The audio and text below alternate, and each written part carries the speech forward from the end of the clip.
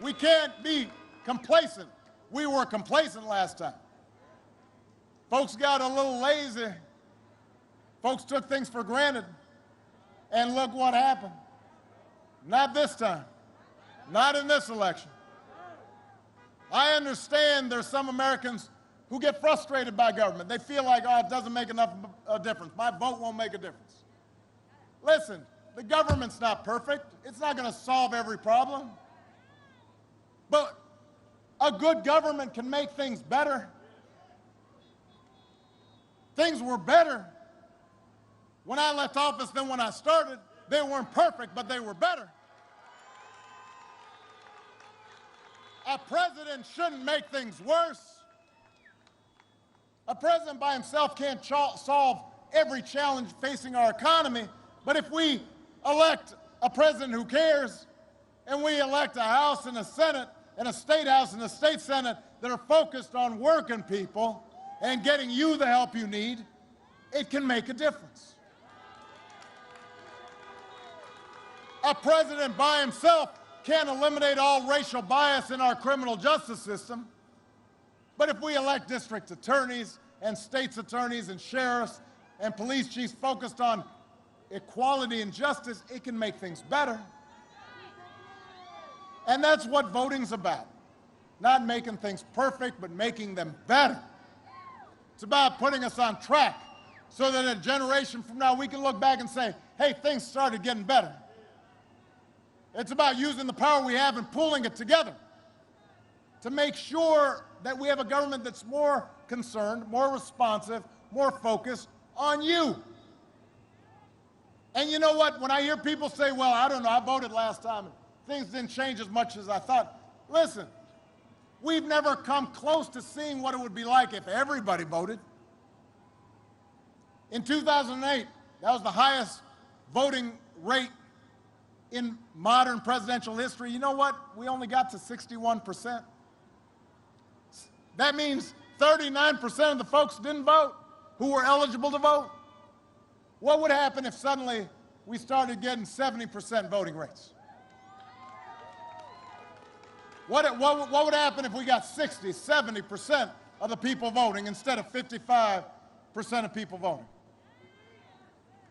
The country would be transformed. Imagine January 20th, and we swear in a president and a vice president who have a plan to deal with this pandemic effectively, who believe in science, who have a plan to protect this planet for our children, who care about working Americans, who have a plan to help you start getting ahead, who believe in racial equality, who are willing to do the work to bring us closer to the ideal that no matter what you look like, where you come from, who you love, how much money you got, you can make it here in America. You'll be treated with respect and dignity and justice here in America.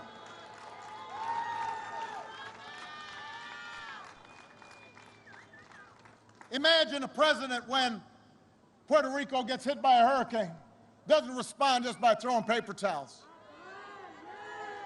but says those are Americans, and we've got to make sure that we get in the help they need as quickly as possible.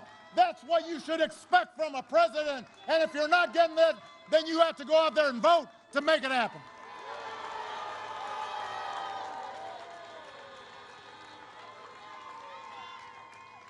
All of that is possible. All of that is within our reach. For all the times these past 4 years when we've seen our worst impulses revealed, the good news is we've also seen our best impulses revealed. We've seen folks of every age and background pack city centers and town squares so that families wouldn't be separated. I've got a friend, Jose Andres, great restaurateur, took it upon himself, went down to Puerto Rico after the hurricane, organized thousands of meals just on his own because he was seeing that the response wasn't quick enough. Just did it on his own. That is America. We saw people out on the streets saying we're not going to have our classrooms shut up anymore. We've seen people activated to make sure our kids don't grow up on an uninhabitable planet. We've seen healthcare workers, so many of them all across the country, risk their lives every single day just to save somebody else's loved ones. We've seen people contribute and volunteer to neighbors that have been hit hard.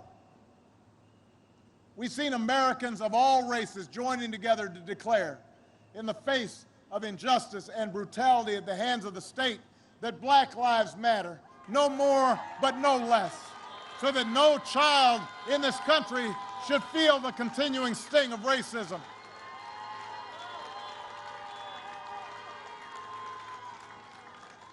That's true in Orlando, it's true in Florida, it's true all across this country. America is a good and decent place, but we've just seen so much noise and nonsense and distortion, and sometimes it's hard for us to remember. But Orlando, I'm asking you to remember what this country can be, what it should be, what it must be.